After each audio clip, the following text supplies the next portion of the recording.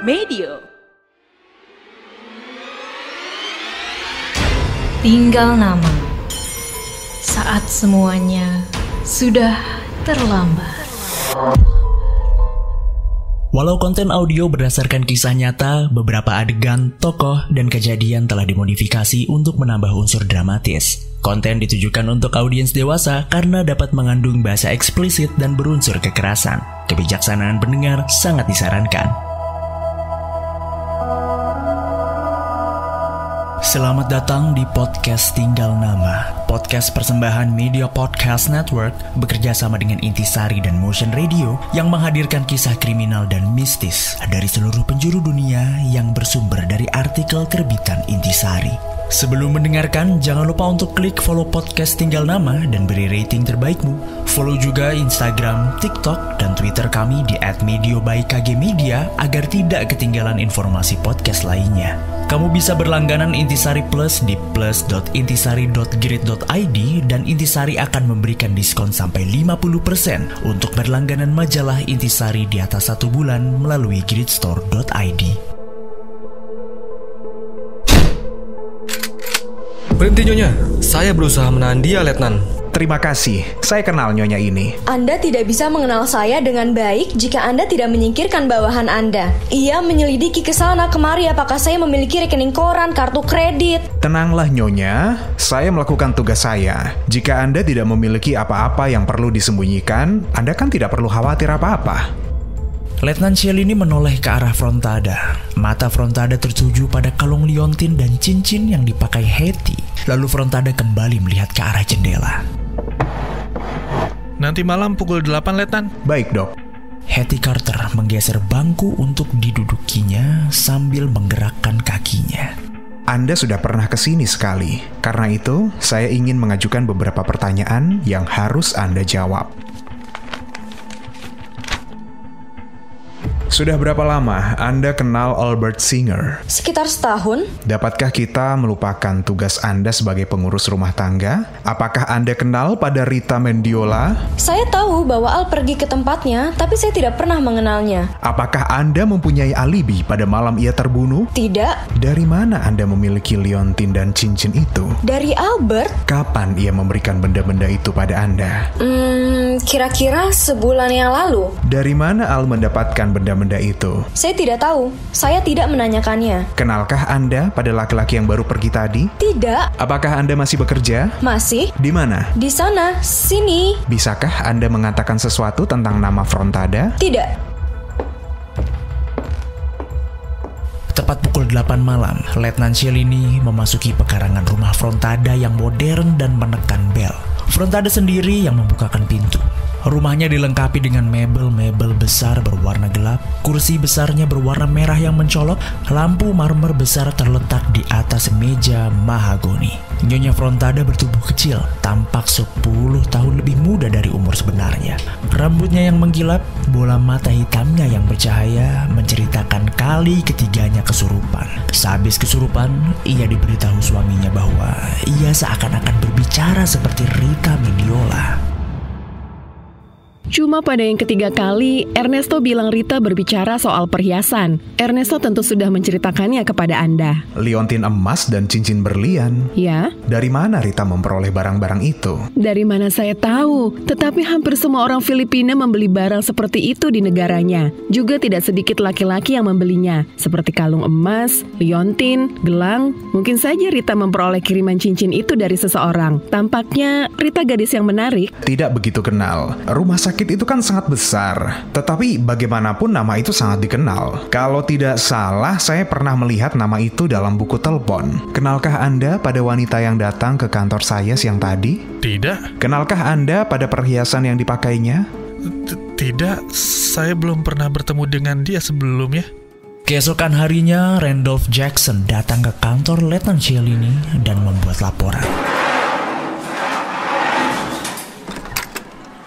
Saya memperoleh beberapa keterangan. Pertama, tentang si dokter itu. Saya tidak menemukan sesuatu yang aneh. Rekening banknya menunjukkan bahwa setiap bulan ia menyetor secara teratur sebesar $3.000 atau $4.000. Juga tak ada cek yang digunakan. Pada malam pembunuhan itu, ia sedang menolong orang yang terkena serangan jantung di rumah sakit. Selama itu, dia berada di sana dan baru menghilang beberapa menit setelah tengah malam.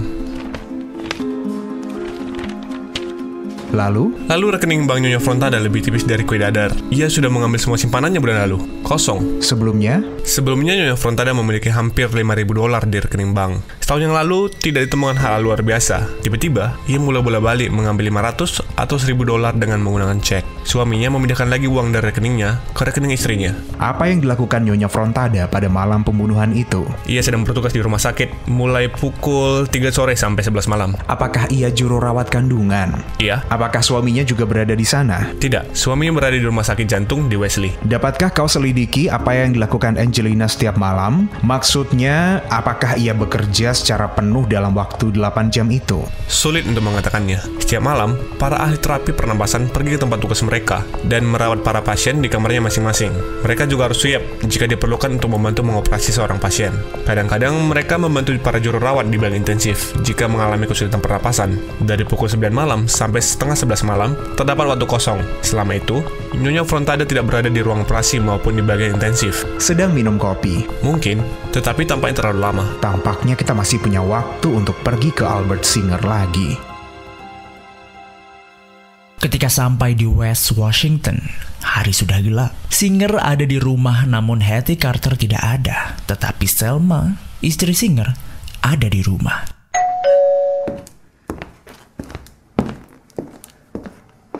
Saya mengatakan kepada Selma bahwa Anda mungkin akan datang kembali. Kami sudah membicarakan hal itu, dan saya sudah menceritakan segalanya kepada dia. Anda mungkin tidak dapat menjadikan saya seorang tertuduh dalam pembunuhan itu jika saya memiliki alibi.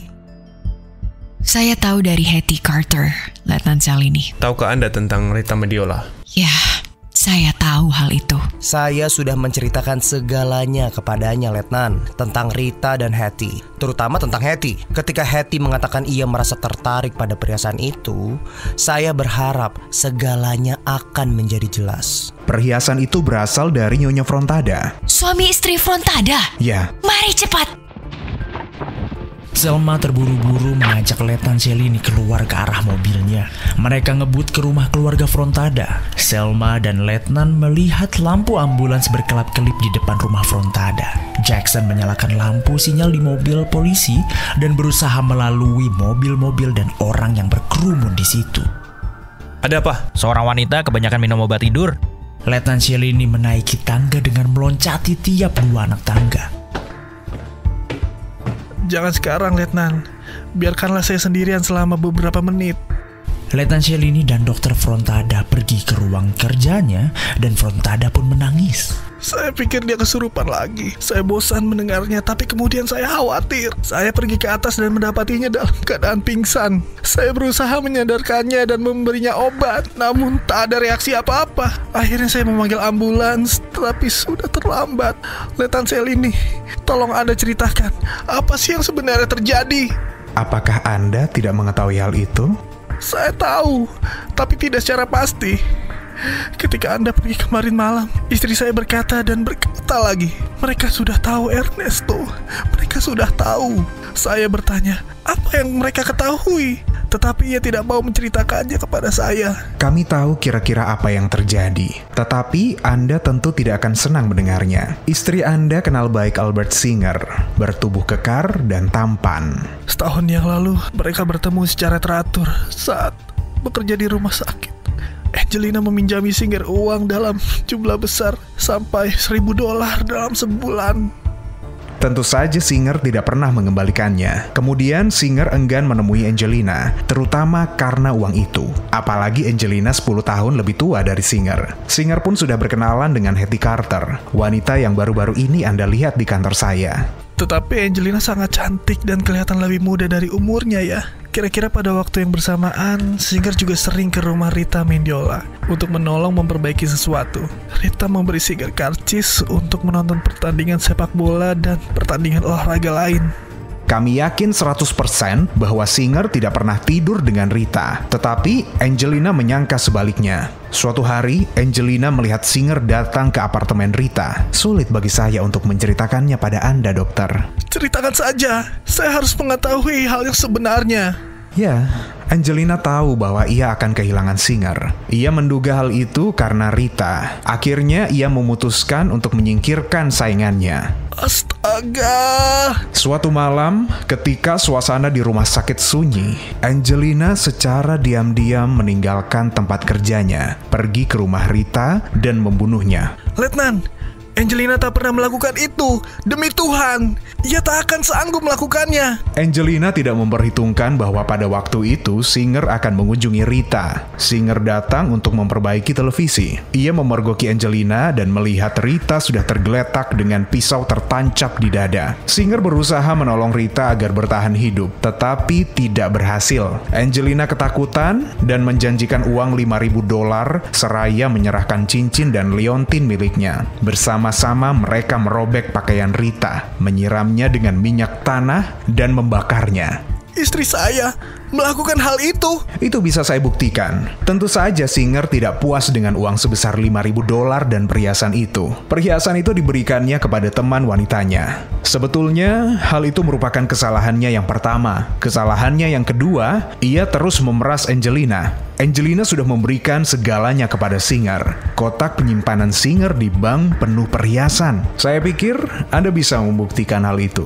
Tetapi mengapa ia tiba-tiba? Angelina merasa harus melenyapkan Singer. Ia tidak mungkin membunuh orang sebesar dan sekuat Singer. Kemudian ia mencari akal dengan berpura-pura kesurupan orang mati. Ia hampir berhasil memfitnah Singer.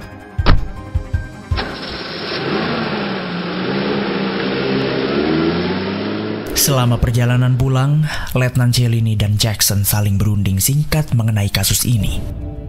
Keterangan seorang istri dokter kan lebih meyakinkan daripada keterangan seorang kulit hitam yang sedang menganggur. Tetapi ketika kami tertarik dengan cincin dan liontin itu, istri Singer insaf bahwa Singer bisa dituduh sebagai pembunuh tanpa bisa mengelak. Rasanya masih ada sesuatu yang tidak saya mengerti. Kertas yang ada di dalam mulut Rita. Oh ya, rupanya catatan itu bukan untuk kita. Rita sebenarnya berusaha untuk menghancurkannya. Ia tahu, kertas itu bisa digunakan untuk mencelakakan orang yang sangat dicintainya. Mungkin Rita menuliskannya tidak lama sebelum Angelina datang. Dia merobek catatan dari blok not itu dan menjejalkannya ke dalam mulutnya sebelum ia roboh. Ia keburu meninggal sebelum dapat menelan kertas itu. Angelina maupun Singer juga sama sekali tidak memperhatikannya ketika mereka menelanjangi korban dan mencoba untuk membakar rumah itu.